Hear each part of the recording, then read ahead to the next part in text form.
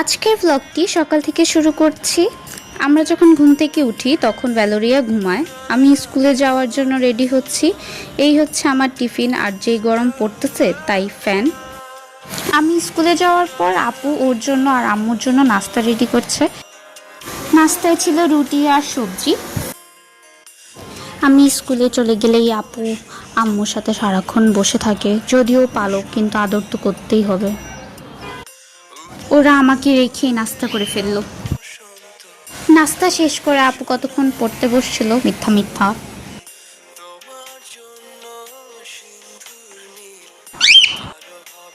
School থেকে আসার টাইমে আম্মু আর আমি আইসক্রিম কিনলাম, তারপর আমরা তিনজন মিলে আইসক্রিম খেলাম। তারপর লাঞ্চ করলাম ম্যাঙ্গো অ্যান্ড বানানা। সন্ধ্যায় নাস্তা করলাম দুধ দিয়ে চকলেট বিস্কুট। আর ডিনার করলাম খোলা পিঠা আর সবজি। এই তো আম্মু খোলা পিঠা বানাচ্ছে, আমরা সবজি দিয়ে খাচ্ছি।